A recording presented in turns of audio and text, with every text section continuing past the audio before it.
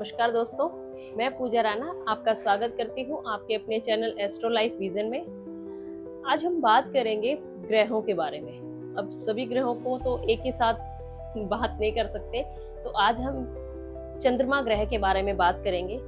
आज हम जानेंगे हमारी एस्ट्रोलॉजर अंजू जी से कि चंद्रमा ग्रह हमारी कुंडली में किस घर में क्या काम करता है, क्या रिजल्ट्स हमें देता है। वैसे तो हमने पिछली वीडियो में आपको बताया है कि चंद्रमा को हमारी कुंडली में माता कहा जाता है। तो आइए जानते हैं अंजू जी से कि ये हमें कैसे रिजल्ट देगा, कहाँ बैठा होगा। तो नमस्कार अंजू जी। नमस्कार पूजा जी। नमस्कार दोस्तों। जैसा कि पूजा जी ने बोला कि अब हम ग्रहों के बारे में बात करेंगे और आज की इस वीडियो में हम बात करने जा रहे हैं एक ऐसे ग्रह के बारे में जिसके बिना कुंडली अधूरी है। जैसे हमारा घर माँ के बिना अधूरा होता है, ऐसे ही कुंडली माँ के बिना अधूरी है और चंद्रमा ग्रह को कुंडली में माँ का दर्जा दिया गया है। इसे कुंडली में माता कहा जाता है। और चंद्रमा ग्रह किस चीज के कारक हैं? जल के कारक, जल के, शीतलता के कारक, शीतलता के कारक, ठंडक के कारक, जल के कारक, इमोशंस के कारक। और देखिए इसकी एक बहुत बड़ी जगह है इस ग्रह की। आपको पता है कृष्ण भगवान रोहिणी नक्षत्र में पैदा हुए हैं, जो कि चंद्रमा का नक्षत्र है। तो इसलिए नक्षत्र जिसे हाँ जी, जिसे चंद्रमा का फेवरेट नक्षत्र कहा जाता है। तो इसलिए चंद्रमा ग्रह बड़े प्यारे ग्रह हैं, क्योंकि ये तो वैसे कृष्ण जी के साथ जुड़े हुए हैं, है ना। और चंद्रमा को हम ऐसे भी डिफाइन कर सकते थे कि ये जल कारक है जी। आप जानते हैं हमारी पृथ्वी पे 70% जल है, बिल्कुल, है ना। और ऐसे ही हमारी बॉडी में 70% जल है, बिल्कुल। तो आप ये देखिए हमारी बॉडी का, हमारे जीवन का कितना बड़ा हिस्सा जल के पास है। और जल के पास तो है ही है। चंद्रमा और किस चीज के कारक है? हमारे मन के, इमोशंस के, बिल्कुल, है ना। और जल कभी ठहरता नहीं है, ठहरता है तो सड़ जाता है। ऐसे ही जल हमेशा बहता रहता है।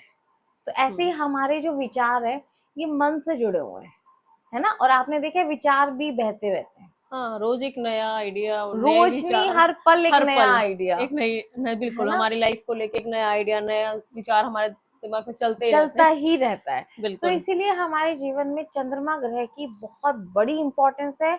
और हमारी कुंडली के 12 घरों में और 9 ग्रहों में चंद्रमा की एक बहुत बड़ी इंपॉर्टेंस है। तो चलिए शुरू करते हैं कि हर घर में चंद्रमा के कैसे रिजल्ट मिलते हैं जी। कुंडली का जो सबसे पहला घर है वो है हमारा सेल्फ, हमारी नेचर, बिल्कुल, हमारा व्यक्तित्व। तो उसके अगर उस हिसाब से हम चंद्रमा ग्रह को देखें तो जिसके भी पहले घर में चंद्रमा होगा, सबसे पहली बात तो वो बहुत सुंदर होंगे, उनका रंग गोरा होगा, उनकी आंखें बहुत सुंदर होंगी और उनकी जो वे ऑफ टॉकिंग होगा वो बहुत पोलाइट होगा, बड़ी सॉफ्ट नेचर के होंगे वो और बहुत इमोशनल होंगे। उनके चेहरे में एक ठहराव होगा, जिसे देखते ही आपको एक ठहराव का एहसास होगा, बड़ा अच्छा सा फील जिसे होगा, जिससे हाँ, जिन कभी होते हैं ना किसी किसी की शक्ल देखते ही बहुत पीस सा, बहुत अच्छा सा फील होता है। तो चंद्रमा वो ग्रह है जो अगर आपके लगन में होंगे तो ये आपको बहुत सुंदर भी बनाते हैं और बड़ी मदरली नेचर का बनाते हैं। और चंद्रमा को हमारी ये जो लेफ्ट साइड की नोज है, जहाँ से हम लेफ्ट साइड से सांस लेते हैं, ठीक है, हमारी नोज की जो ये दोनों साइड्स है ना, हाँ, इनको सूर्य नाड़ी और चंद्रमा नाड़ी कहा जाता है। जो हमारी राइट साइड होती है ये हमारी सूर्य नाड़ी होती है और जो ये लेफ्ट साइड होती है दैट इज आवर चंद्रमा नाड़ी जी। इसे इस तरह से भी डिनोट किया जाता है। तो आप ये देख सकते हैं कि आपको कौन से, अगर आपको देखिए लेफ्ट साइड से अगर आप अपनी एक नोज को बंद करें और लेफ्ट साइड से सांस लें और छोड़ें और अगर आपके उसमें दिक्कत आ रही है तो इसका मतलब आपका चंद्रमा ग्रह कमजोर है। यहाँ से भी आप पता, हमारी बॉडी के हर एक्टिविटी से, हमारे बहुत सी चीजों से बिना कुंडली के पता लगाया जा सकता है कौन से ग्रह की दिक्कत आ रही है। हमारे जीवन की हर चीज से ग्रह जुड़े हुए हैं। हाँ, बस रिलेट करना आना चाहिए, रिलेट करना आना चाहिए। तो इसीलिए जरूरी नहीं है कि हर चीज में हमें कुंडली देख के ही पता चलेगा कौन सा ग्रह दिक्कत दे रहा है और कौन सा ग्रह नहीं। हमें सिर्फ दिक्कत देखने से भी पता लग जाता है इनके कौन से ग्रह की प्रॉब्लम आ रही है। बिल्कुल। तो चलिए अब चलते हैं कुंडली के दूसरे घर में। दूसरे घर में अगर चंद्रमा होंगे तो दूसरा घर है हमारे कुटुंब का घर, हमारी फैमिली का घर और हमारी फूड हैबिट का घर जी, और साथ में अब हमारी कैश का घर, धन का घर है ना। तो अगर दूसरे घर में आपके चंद्रमा होंगे तो आपके परिवार में ना, जो हम बोलते हैं ना, ये परिवार का सबसे इमोशनल बंदा है और सबको जोड़ के रखता है। तो चंद्रमा वो ग्रह है जो बहुत इमोशनल होंगे, सबसे इमोशनली जिनका बहुत जुड़ाव होगा और जो सबके लिए बड़े केयरिंग होंगे, पूरे परिवार को एक साथ बांध के रखेंगे। और यही हमारे लिक्विड कैश के भी कारक है। हाँ, इसको माना जाता है। अगर आपका चंद्रमा अच्छा होगा तो आपके पास बहुत लिक्विड कैश होगा, और अगर चंद्रमा आपका नेगेटिव होगा तो आपके पास कैश नहीं, आप धन इकट्ठा नहीं कर पाएंगे। क्योंकि देखिए वैसे भी चंद्रमा क्या है, जल। तभी कहा जाता है कि धन को जितना खर्च करते हैं उतना और आता है। और ऐसा कहा जाता है अगर आपके घर के टैप लीक कर रहे हैं तो उससे भी आपका चंद्रमा खराब हो जाता है और आपके पास कैश टिक नहीं पाता। ये भी एक रेमेडी है कि अगर आपका घर का कोई भी टैप लीक कर रहा है तो उसे आप तुरंत ठीक करवाएं। ये आपके लिक्विड कैश को खत्म कर देता है। हाँ, मतलब एक तरह से जल को सेव करने वाली बात है। यस, और ऐसा कहा भी जाता है जल को जितना बचाओगे उतनी आपकी लाइफ अच्छी रहेगी। वो इसीलिए कहा जाता है अगर इन्हीं ग्रहों के साथ जोड़ा जाए, हर बात के पीछे एक लॉजिक होता है। बस हमें वो लॉजिक नहीं पता होता। साइंटिफिक भी देखा जाए तो जल हमारे जीवन है, तो उसी तरह जल अब हमारी कुंडली में भी ऐसे काम देखिए करता है। धन जीवन है, धन के बिना कुछ भी नहीं है। बिल्कुल। तो अब चलते हैं कुंडली के तीसरे घर में। तीसरा घर हमारी कुंडली में होता है शॉर्ट ट्रेवल्स का, भाई बहनों का, पराक्रम का। देखिए पराक्रम के हिसाब से चंद्रमा को इतना अच्छा नहीं माना जाता है ना, लेकिन हाँ अगर वो भाई बहनों में देखे जाए तो वही चंद्रमा ग्रह जिसका अच्छा होगा वही पूरे परिवार को जोड़ के रखेगा। अपने भाई बहनों के लिए बड़ा मदरली बिहेवियर होगा उसका, और बड़ी बहुत हेल्पफुल होगा, बड़ा इमोशनल होगा। और अगर जिसके तीसरे घर में चंद्रमा है तो उनकी शॉर्ट ट्रेवल्स बहुत होंगे। ये यात्रा का भी कारक है, छोटी यात्राओं का। तो वो लोग बड़े शॉर्ट ट्रेवल्स करेंगे। तो अब चलते हैं कुंडली के चौथे घर में। चौथे घर को चंद्रमा का खुद का घर कहा जाता है। तो यहाँ पे जो अगर किसी के भी चौथे घर में 4th हाउस में चंद्रमा होगा तो वो बहुत ही इमोशनल नेचर का होगा। क्योंकि देखो चौथा घर किस चीज का है, लग्जरी का, कार्स का, है ना, घर कैसा होगा और मदर का घर, सुख सुविधाओं का घर है चौथा घर, रिलैक्सेशन का घर है। तो चौथे घर में अगर मून होंगे तो वो इंसान पूरे परिवार में सबसे ज्यादा इमोशनल होगा और इसे माँ के साथ जोड़ा जाता है जी। ऐसी बात करते हैं अब हम पांचवें घर की। पांचवा घर है सन का घर और सूर्य इनके फ्रेंड है। उनमें सूर्य के साथ चंद्रमा की मित्रता है। तो अगर पांचवें घर में चंद्रमा होगा तो भी इसे बहुत ज्यादा अच्छा नहीं माना जाता, क्योंकि अगर पांचवें घर में चंद्रमा होगा तो आपको बेटी होने के भी बहुत चांसेस हैं। और इसके अलावा आपका मन बड़ा चंचल रहेगा। देखिए मन चंचल होता है और ये लव अफेयर्स का भी घर है। तो जिसके पांचवें घर में चंद्रमा होगा ना, अगर लड़के के घर में है, लड़के की कुंडली है, तो उसके अफेयर्स बहुत रहेंगे। बार बार उसका एक लड़की से दूसरी लड़की पे मन आना, ऐसी स्थिति बना देता है। और मतलब इसी के जैसे मन भटकना, जैसे मन भटकता रहता है उसका। और ऐसे ही अगर लड़की की कुंडली होगी तो उसके भी बार बार पार्टनर्स बदलते रहेंगे। तो इसे बहुत अच्छा इसलिए नहीं माना। हाँ, तो अब हम चलते हैं कुंडली के छठे घर में। छठे घर में अगर आपका चंद्रमा होगा तो उसे यहाँ पे भी अच्छा नहीं माना जाता। 6, 8 और 12 कुंडली के ऐसे घर हैं जिसमें कहा जाता है कि मैलेफिक ग्रह अच्छे माने जाते हैं। और चंद्रमा तो सबसे सॉफ्ट प्लैनेट है। बिल्कुल। तो वो तो वहाँ कैसे ही वैसे भी से रोग ऋण शत्रु का घर माना जाता है। वैसे भी रोग ऋण शत्रु का घर है, कोर्ट केस का घर है। यहाँ अगर आप इमोशनल हो जाओगे तो आपके लिए कितनी मुश्किलें बढ़ जाएंगी। तो इसलिए चंद्रमा को इस घर में अच्छा नहीं माना जाता। और अब आप चलते हैं सातवें घर में। सातवां घर है पार्टनरशिप का घर, आपकी मैरिज का घर, आपका स्पाउस का घर। अगर यहाँ पे चंद्रमा है तो इसे भी कोई बहुत ज्यादा अच्छा नहीं माना जाएगा, क्योंकि देखिए ये आपके मन को बार बार भटकाएगा, मन को विचलित रखेगा। शायद उस घर में मन लगने ना दे तो ज्यादा इमोशनल हो जाओगे तो ज्यादा इमोशनल होके रिश्ते नहीं चलते। कोई भी चीज जब ओवर इमोशनल हो जाए या उसके नेगेटिव इफेक्ट पड़ जाए तो कहीं ना कहीं वो खराब ही करता है, बिल्कुल, है ना। और ऐसे अगर हम बात करें कुंडली के 8वें घर की, 8वां घर है हमारी लंबी बीमारियों का घर, सड़ा हुआ पानी, पाताल का घर, यहाँ पे रुका हुआ पानी होता है, आपकी लॉन्जिविटी का घर, यहाँ से आपकी एज देखी जाती है, एक्सीडेंट्स देखे जाते हैं, तो यहाँ भी चंद्रमा अच्छा नहीं माना जाता। हालांकि 8वें घर में चंद्रमा को 8वें घर के दोष नहीं लगते, अष्टम भाव में जैसे बोलते हैं इसको, ये हाँ बैठा है तो हाँ, तो ये अष्टम भाव हो गया। हाँ, अष्टम भाव में चंद्रमा को अच्छा नहीं माना माना जाता, बिल्कुल, क्योंकि चंद्रमा है एक बहुत ही सौम्य प्लैनेट, और ऊपर से चंद्रमा क्या होता है, एक शीतल जल, और 8वां घर क्या है, एक रुका हुआ सड़ा हुआ पानी, ऊपर से पाताल।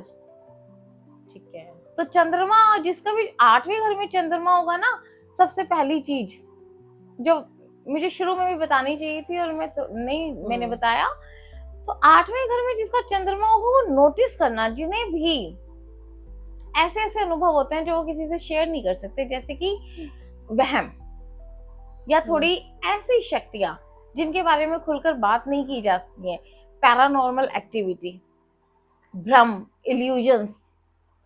अगर 8वें घर में आपका चंद्रमा है ना, तो ये सब स्थिति आपके साथ होगी।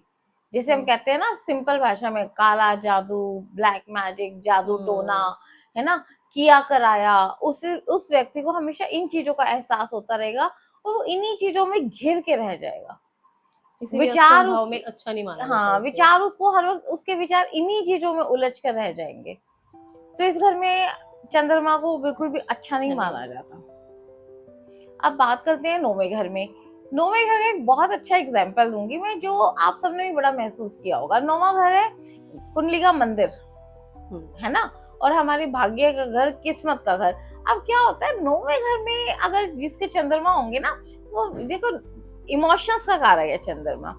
तो अब आपने देखा होगा कुछ लोग क्या होता है कि जैसे भजन कीर्तन में बैठते हैं ना, रोने लग जाते हैं, या जैसे किसी धार्मिक यात्रा पे जाते हैं, कैसे जैसे किसी मंदिर में एंटर करेंगे रोने लग जाते हैं, बड़े भावुक हो जाते हैं। तो ये वो एग्जाम्पल है जिनका 9वें घर में चंद्रमा हो। तो इसे चंद्रमा को कमजोर माना जाएगा, चंद्रमा को कमजोर माना जाएगा। और चंद्रमा है ही बड़ा इमोशनल प्लैनेट, इमोशंस का बड़ी जल्दी चेंज होने वाला, बड़ी जल्दी से उसका मन चेंज होने वाला, तो बड़ी जल्दी भावुक हो जाता है जी। तो ऐसे ही अगर हम 10वें घर में बात करें, 10वें घर में भी चंद्रमा को अच्छा नहीं माना जाता। क्यों? क्योंकि वो है हमारे कर्म का, तो वहाँ पे हमें मैलेफिक ग्रह चाहिए, वहाँ पे हमें मैलेफिक ग्रह चाहिए। ये सौम्य प्लैनेट है। अगर 10वें घर में आपका चंद्रमा होगा, आपका मन बार बार बदलेगा, काम कार्य स्थल पे आपका मन टिकेगा नहीं, है ना। जब तो टिकोगे नहीं तो फिर करोगे कैसे? जब हम टिकेंगे ही नहीं तो हम काम क्या करेंगे? जी बिल्कुल। काम नहीं करेंगे तो उससे हमारी पूरी लाइफ डिस्टर्ब हो जाएगी। तो इसीलिए इसे 10वें घर में अच्छा नहीं माना जाता। ठीक है। अब चलते हैं 11वें घर में। 11वां घर है हमारे लार्ज ऑर्गेनाइजेशन का, हमारे सोशल सर्कल का, इच्छा पूर्ति का। अब चंद्रमा यहाँ पे मिले जुले रिजल्ट देता है, क्योंकि देखिए यहाँ क्या होता है कि जो चंद्रमा है वो बड़ा इमोशनल प्लैनेट है। अब ये क्या हो गया सोशल सर्कल का, तो यहाँ क्या होगा, आपने देखा होगा 10 दोस्त होंगे तो उसमें एक को कहा जाता है ना, तू मेरी माँ मत बन। तो ये क्या होता है, मदरली नेचर का होता है, इमोशनल होता है ना।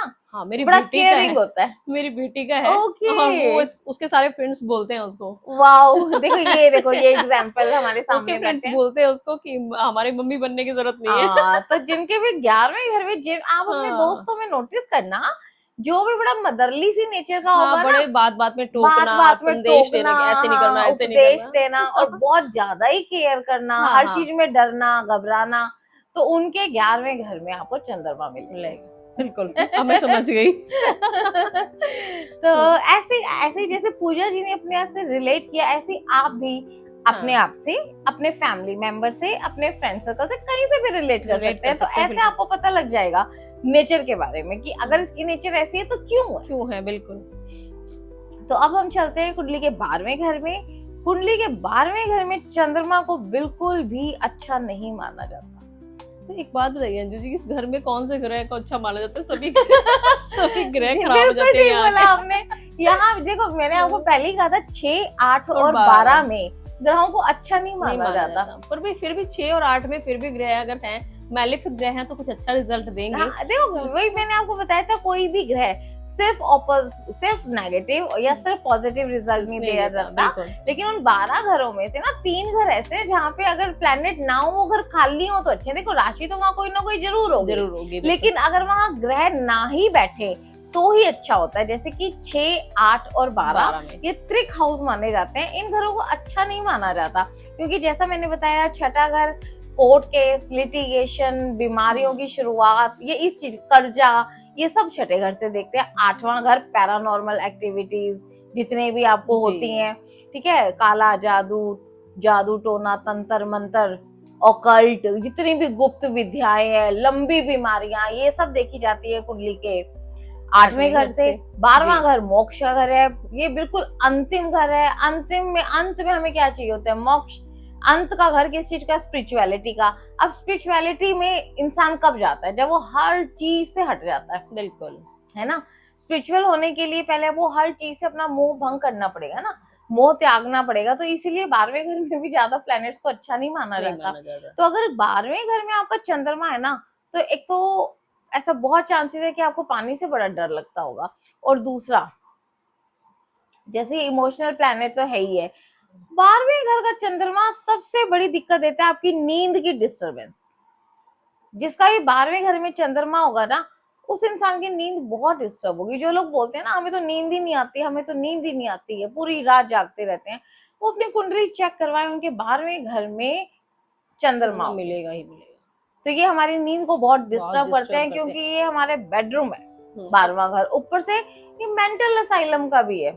जितनी भी मेंटल प्रॉब्लम्स है, माइंड से रिलेटेड जितनी भी प्रॉब्लम्स है ना, वो सब चंद्रमा देता है। और अगर ये 8वें और 12वें घर में हो तो मेंटल प्रॉब्लम्स बहुत ज्यादा देता है, जिसे साइकियाट्रिस्ट के पास जाना पड़ जाता है। यस, अगर 8वें घर में आपका चंद्रमा होगा तो 8वें और 12वें का रिलेशन अगर बन रहा होगा तो 100% आप साइकियाट्रिस्ट के पास जा रहे होंगे, अपने डिप्रेशन का इलाज करवा रहे होंगे। एंजाइटी, घबराहट, स्ट्रेस, ये सब चीजें चंद्रमा ग्रह देता है।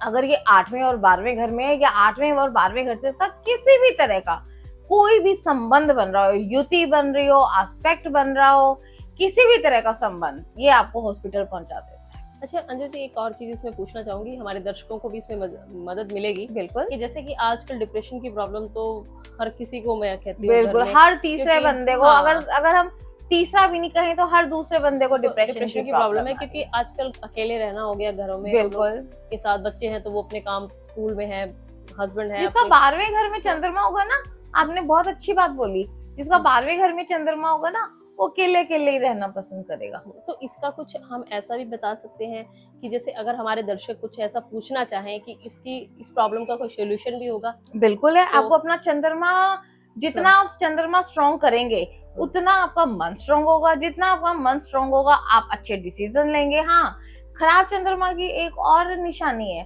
कि अगर आप जानना चाहते हैं इनका चंद्रमा खराब है या कुछ है, तो देखिए वो इंसान डिसीजन नहीं ले सकता खुद से। जिन लोगों को आदत होती है ना 4 लोगों से पूछ के काम करने की, तो इट मीन्स उनका चंद्रमा बहुत कमजोर है। ऐसा इंसान तभी करता है। अब देखिए, आप इसको बड़े आसानी से अपने आप से रिलेट कर सकते हैं। आपको क्या प्रॉब्लम है, मुझे लगता है आपको सब क्लियर हो गया होगा, बड़ी आराम से आप अपने आप से रिलेट कर पाएंगे।